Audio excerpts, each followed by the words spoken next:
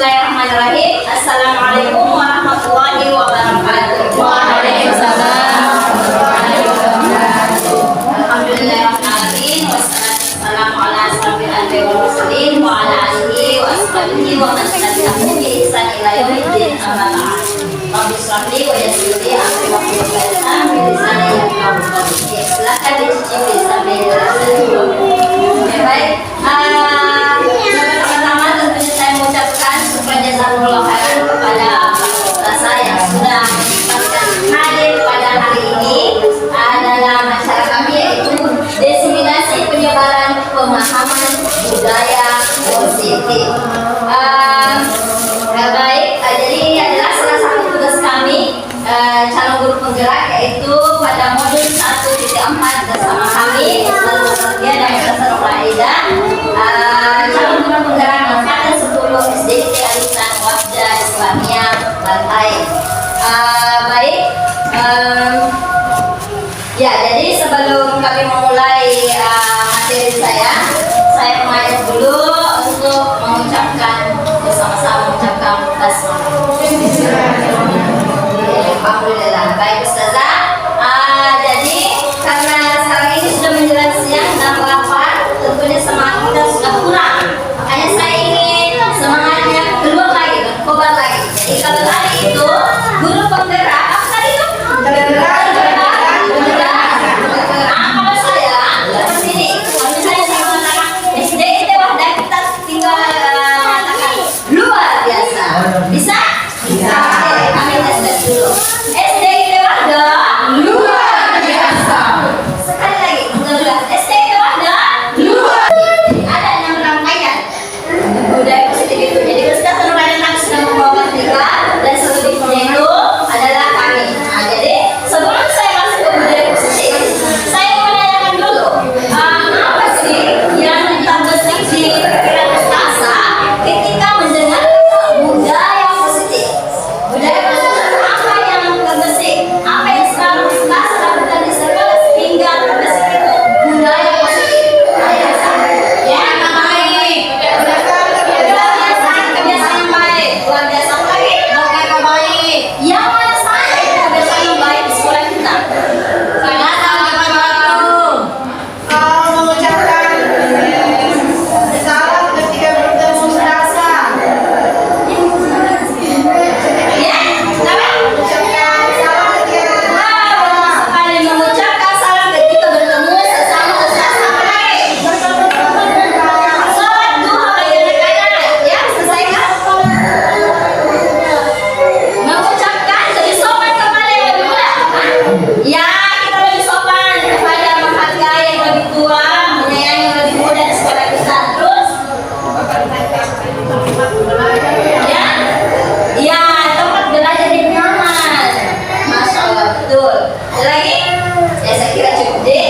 Ya, jadi ternyata budaya positif ini ternyata sudah ada di sekolah kita. Kita sudah melakukan semua itu. Nah, sekarang bagaimana agar kita bisa mengembangkan dan kita bisa memperbaiki lebih dalam lagi mengenai budaya positif. Kenapa? Budaya positif ini sangat penting. Kenapa sangat penting? Ketika kita memahami budaya positif, maka itu akan menumbuhkan motivasi intrinsik atau motivasi diri, khususnya dalam diri murid-murid kita. Jadi perlu ustazah saya ketahui bahwa budaya positif ini bukan hanya kita harus mengetahui ilmunya, bukan hanya harus kita mendalami apa itu budaya positif, namun bagaimana sebagai seorang guru itu wajib mengimbaskan kepada seluruh warga sekolah di sekolah kita ini, terutama pada murid-murid kita. Jadi kita bagaimana kita bisa mengimbaskan budaya positif ini kepada murid-murid kita. Kenapa? Supaya murid-murid kita ini lebih mandiri, lebih bertanggung jawab, kemudian lebih berbudi luhur. Dan yang paling penting itu apa ya?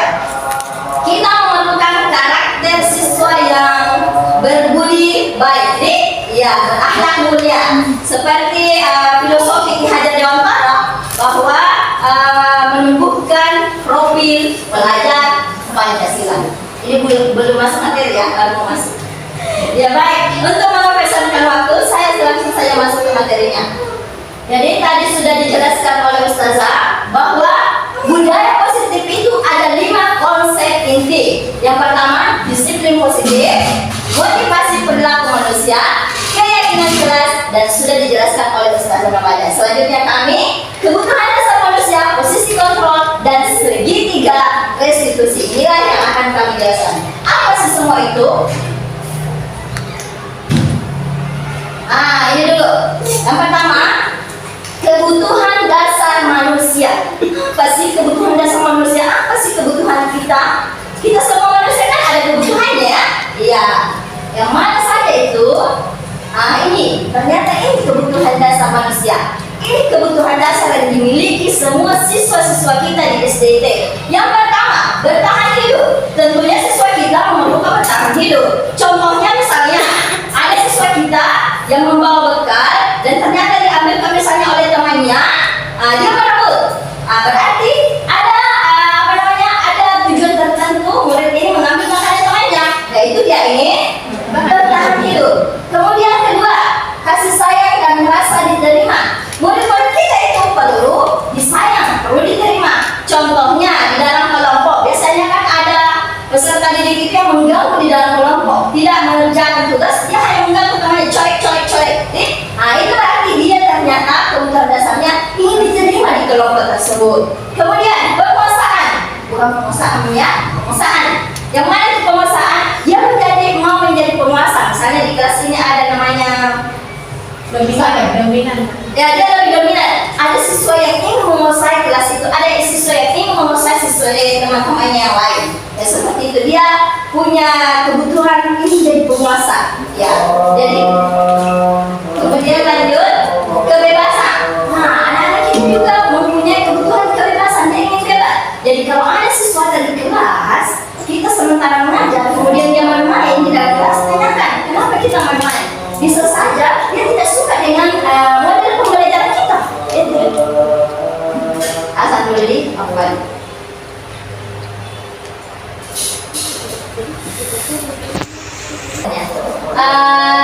Kembalikan tadi bahwa 5 kebutuhan dasar manusia itu yang keempat adalah kebebasan. Anak-anak kita perlu kebebasan. Bisa jadi ketika kita mengajar dia tidak suka kalau kita berceramah terus tanpa ada alat peraga atau di dalam kelas terus. Mungkin saja dia suka di luar. Jadi itu adalah kebutuhannya. Ini bebas belajar. Kemudian kesenangan. Ada siswa memang suka kalau senang mengganggu. Misalnya ada temannya sedang belajar, dia tarik pulpennya atau tarik bukunya, dia senang lari, dia senang. Itu kebutuhan mereka itu. Jadi kita harus memahami kebutuhan anak-anak kita. Jangan, dasar pengganggu ini. Itu kebutuhannya. Kita harus mencari tahu bagaimana agar kebutuhannya ini bisa kita selesaikan dengan baik. Itu materi pertama sudah selesai. Sekarang materi kedua. Yang kedua adalah posisi kontrol guru. Ini posisinya ini maksimal. Jadi posisi manajer itu maksimal. Dia bukan penghukum juga. Kalau penghukum itu kita biasa ya. Pemantau juga kita biasa. Teman pembuat merasa bersalah. Tapi kemungkinan ini manajer masih jarang yang ada. Yang mana itu manajer? Kita cek contoh kasus. Ini ada contoh kasus pada 5 posisi kontrol guru. Ada kasus murid tidak memakai atribut lengkap atau seragam sekolah SDT saat upacara bendera. Bagaimana sih sikapnya guru yang menghukum, ustaz yang menghukum? Kita cek. Ini ustaz penghukum ini. Kamu tidak menggunakan jilbab warna putih ya? Jilbabnya merah lagi. Silakan hormat pada bendera selama 1 jam. Dia menghukum itu. Dia tidak mencarikan solusi siswanya, tetapi dia menghukum. Hormat pada bendera. Itu penghukum. Kemudian bagaimana sih posisinya ketika dia pembuat merasa bersalah? Jadi kalau ada ustazah yang sering bilang begini, kenapa kali ustazah dia pakai sepatu warna begitu? Itu dia membuat siswanya merasa bersalah. Dia tidak bentak-bentak, dia halus, tetapi dia membuat siswanya merasa bersalah sehingga siswanya iya ustazah, kan begitu deh? Iya. Kenapa kali? Ustaz terlambat. Nah, dia harus tapi dia menusuk kata-katanya. Ini untuk merasa bersalah. Selanjutnya, kontrol guru yang ketiga, teman. Nah, ini teman. Ayo dong, ikuti aturan sekolah. Kalau mantu ibu ya, tidak apa-apa. Lain kali jangan sampai berbuat seperti ini lagi ya. Oh iya, tidak apa-apa, jangan terlambat ki. Nanti diperbaiki lagi. Nah, tidak boleh juga itu sebagai temannya ternyata. Kalau saya kan siswa saya kelas 6. Jadi saya merasa ketika saya menjadi temannya itu bagus. Tetapi ternyata itu adalah teori yang gagal. Kita membuat anak-anak kita gagal ternyata kalau dijadikan teman. Oke, lanjut. Pemantau, ini tadi pemantau. Kamu tahu tidak aturan sekolah kita tidak boleh datang terlambat saat upacara bendera. Ya tahu Ustazah, dia selalu memantau. Di sudah kami jelaskan tadi. Oke, lanjut. Manajer, nah inilah puncaknya. Manajer, ketika ada sesuatu yang datang terlambat, kita tanyakan dulu. Nah, apa benar? Kita tahu apa kesalahan? Ya Ustazah, saya terlambat. Nah itu. Ini posisi manajer yang pagi. Kira-kira bagaimana memperbaikinya? Kira-kira kalau hari Senin depan kita tidak terlambat lagi. Bagaimana coba kira-kira? Jadi dia mencoba membuat siswanya menyelesaikan masalahnya sendiri. Bukan kita yang menyelesaikannya. Jadi posisi manajer itu kita cuma membantu. Kita cuma menuntun agar dia bisa menyelesaikan masalah. Misalnya kita tanyakan, kamu tahu kesalahan kamu hari ini? Ya selesai terlambat datang. Oh iya, kira-kira ke depan saya terlambat bagaimana caranya coba? Oh, saya harus anus besar, cepat mandi, cepat bangun, cepat ambil di WC. Oh iya, bagus itu. Berarti perlu dikembangkan. Nanti harus seperti itu ya. Seperti itulah seorang manajer. Dia tidak menghukum, dia tidak memantau, dia tidak sebagai teman. Jadi dia datar-datar. Dia tidak teman, dia tidak menghukum. Paham kira-kira? Oke. Yang lanjut. Ini ada contoh. Kira-kira posisi kontrol apakah aku? Ibu kecewa sekali sama kamu. Membuat merasa bersalah. Oke, ada yang lain? Selain membuat merasa bersalah, apakah dia teman? Apakah dia adalah manajer? Oke, sama. Kita cek. Betul sekali, dia membuat merasa bersalah. Ibu kecewa sekali sama kamu. Oke, lanjut. Ada lagi? Posisi kontrol apakah aku? Kamu tidak pernah benar melakukannya. Kamu selalu salah. Kamu selalu salah. Teman kau ya. Coba kita cek. Wah, dia ternyata menghukum. Kamu tidak pernah benar melakukannya. Kamu itu dia menghukum. Kemudian ada lagi. Apa rencana kamu menyelesaikan masalahnya? Baik, dia lembut-lembut, tidak terlalu lembut, tidak terlalu kayak singa ya. Jadi dia apa rencana kira-kira Nasoleha supaya bisa menyelesaikan masalahnya? Atau selesai anak orang berdalam bagaimana? Itu. Bagaimana ini nak? Apa rencana kira-kira? Kenapa bagaimana teman-teman saya? Bagaimana ibu punya ayat teman-teman nak memperbaiki? Oke, ini posisi kontrol. Ini adalah puncaknya. Posisi kita. Lanjut materi ketiga. Ini materi terakhir. Yang pertama itu, ada di sini menstabilkan identitas. Apa sih itu menstabilkan identitas? Jadi kita stabilkan dulu identitasnya anak dari gagal ke anak yang sukses. Misalnya ada anak datang masuk terlambat, kita panggil, enak dulu nak. Silakan dulu. Kenapa kita terlambatnya? Pasti ada alasan. Jadi kita silakan stabilkan dulu. Anda apa Jina? Saya juga berikan aja sedang terlambat supaya dia tidak menangis duluan. Jadi jangan kenapa itu lupa ini. Kalau dia sendiri, astagfirullah dari berlomba misalnya. Terlambat saya dari begitu astagfirullah. Kenapa tuh di kelas nanya anaknya? Kita stabilkan identitasnya, jangan dihukum. Nah, apa ini? Saya juga dulu pernah jadi terlambat. Tapi jadi itu kita stabilkan dulu supaya dia tidak gagal. Oh, ternyata aku juga kayak gitu dulu. Nah, setelah kita menstabilkan identitasnya, jadi di sini banyak yang kita bisa lakukan, kata-kata yang bisa kita buat sama saudara sesuatu. Jadi tidak ada manusia yang sempurna. Saya juga pernah melakukan kesalahan. Kita bisa menyelesaikan ini. Nah, misalnya, oke lanjut saja. Setelah kita menstabilkan identitas identitasnya. Nah ini kita validasi tindakannya yang salah. Oke, kamu terlambat, pasti kamu punya tujuan, kamu tuh punya alasan kenapa sehingga kamu datang terlambat. Kita validasi. Ya, apa alasan kamu nak kenapa terlambat? Kita validasi nih. Apakah dengan terlambat itu dibenarkan di kelas kita? Tidak, Ustazah. Oh, berarti kamu salah ya? Kamu salah, kamu melanggar keyakinan kelas kita. Seperti yang disampaikan Ustazah tadi. Setelah kita validasi tindakan yang salah, kita lanjut nih menanyakan keyakinan. Apa keyakinan kelas kita?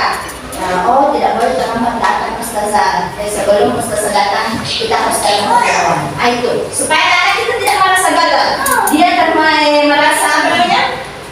Dia merasa bingung. Ya, dia semangat kembali. Oh iya, Ustazah juga pernah gagal. Dan sebagai seperti itu, terlambat masuk kelas, tapi saya bisa memperbaikinya. Jadi dalam menanyakan keyakinan ini, kita sudah bisa nih memasukkan posisi manajer. Apa tindakan supaya tidak terlambat lagi? Seperti itu. Jadi posisi manajer yang baik adalah manajer yang menggunakan atau menggunakan pendekatan restitusi segitiga restitusi.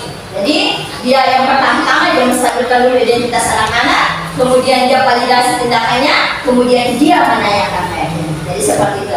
Semoga kita semua bisa menjadi seorang guru manajer di sekolah ini, bukan lagi penghukum, bukan lagi teman, bukan lagi pemantau, bukan lagi membuat merasa bersalah. Ya, setidaknya kita masih ada di pemantau lah, jangan penghukum. Iya, oke. Jadi yang biasa anggap siswanya itu adalah teman, mari ganti. Itu adalah gagal. Restitusi gagal itu kalau kita anggap teman itu siswa tadi. Ya, kembali ke pribadi saya juga sering seperti itu, menganggap siswa saya teman. Sini, ternyata tidak boleh. Dan ternyata kita jatuh paham kalau seperti itu. Oke, kemudian ini ada sebuah video menggunakan manajer dengan pendekatan restitusi segitiga. Videonya. Baiklah teman-teman, jadi itulah tadi tentang segitiga restitusi, 3 tahapan atau 3 langkah ketika kita akan merestitusi murid-murid kita. Jadi langkah pertama yaitu kita menstabilkan identitas dulu, kemudian yang kedua validasi tindakan yang salah atau validasi kebutuhan murid tersebut, kemudian yang ketiga adalah menanyakan keyakinan. Baik, marilah kita sama-sama melihat videonya. Jadi video ini adalah video ketika kami menerapkan segitiga restitusi ketika ada anak didik kami atau murid-murid kita yang ternyata hari Senin dan tidak menggunakan seragam jilbab sebagaimana yang digunakan di SDIT atau sebagaimana peraturan yang ada di sekolah kita. Nah, baik, mari kita simak bersama-sama.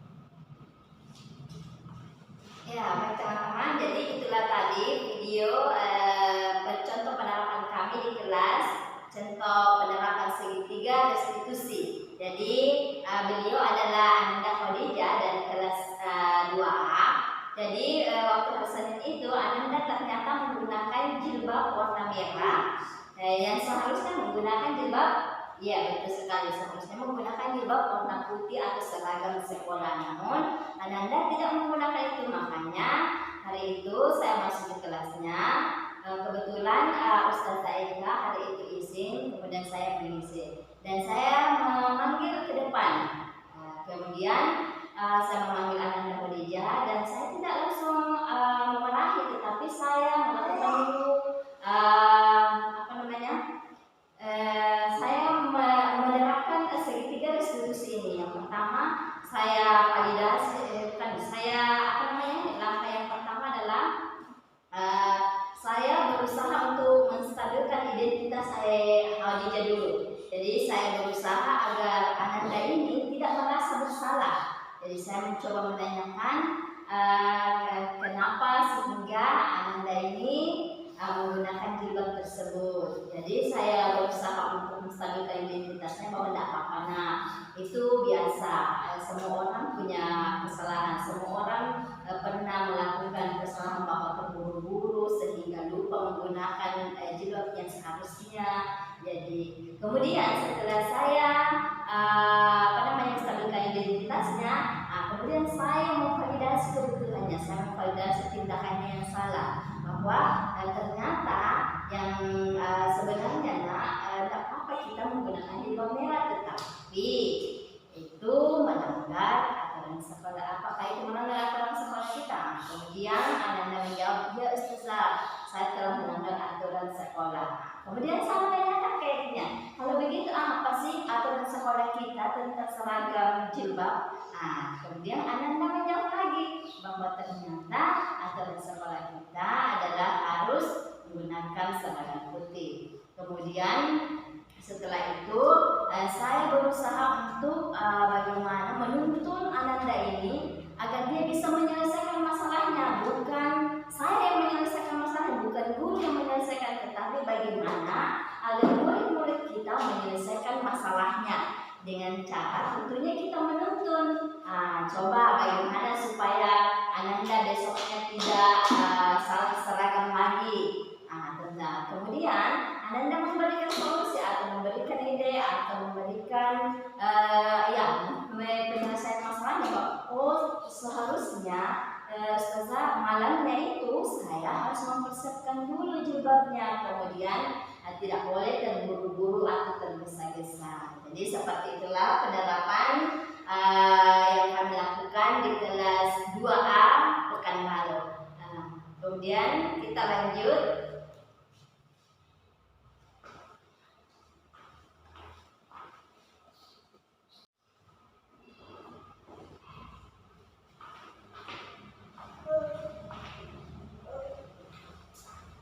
Baik Ustazah, jadi ini adalah contoh penerapan kami cara membuat keyakinan kelas di kelas 5B.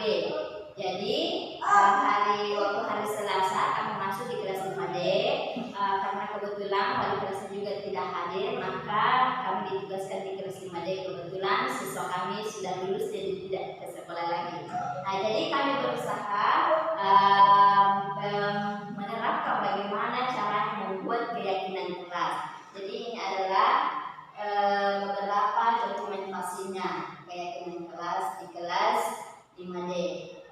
Jadi pertama-tama tentunya kita mengajak anak-anak dulu satu persatu bahwa bagaimana caranya. Silahkan apa saja yang kalian tidak suka di kelas ini, aturan-aturan apa yang seharusnya kita terapkan. Anak-anak banyak yang memberi masukan. Ada yang memberi masukan, oh tidak boleh membuang sampah sembarangan Ustazah. Kemudian ada juga, oh tidak boleh menyontek. Kemudian ada lagi yang lain, oh tidak boleh mengganggu teman. Setelah anak-anak menuliskan di kertas voice note, maka anak-anak menempelkannya di depan kelas. Ini ya, jadi setelah itu saya menjelaskan bahwa dari kalimat negatif tadi, misalnya tidak boleh membuang sampah sembarangan, maka itu dijadikan kalimat positif. Bagaimana misalnya dimasukkan ke dalam keyakinan kelas. Jadi saya berusaha menyampaikan bahwa kita harus itu adalah kebersihan kelas, tentang kebersihan. Ya, jadi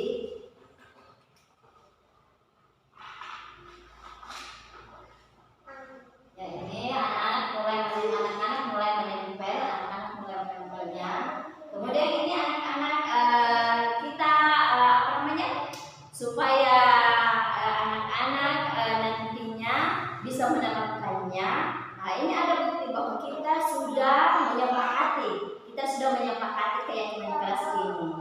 Ya, jadi ini mereka satu persatu naik untuk menandatangani bahwasanya ini adalah bukti bahwa kami dan mereka yang telah membuat keyakinan kelas ini. Jadi keyakinan kelas ini bukan dari kami tetapi dibuat secara bersama. Ya.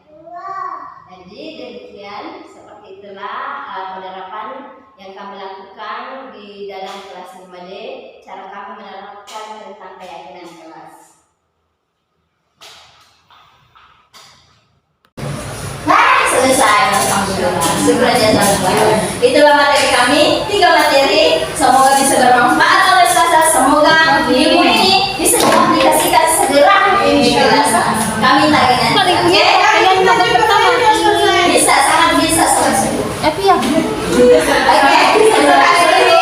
Akan mengucapkan terima kasih banyak. Mohon dimaafkan lebih dan kurangnya. Apabila ada yang salah berarti itu ada datangnya dari kami. Apabila ada benar berarti itu datangnya dari Allah. Subhanallah. Amin. Asyhadu an la ilaha illa anta astaghfiruka wa atubu ilaik. Assalamualaikum warahmatullahi wabarakatuh. Waalaikumsalam warahmatullahi wabarakatuh. Sudah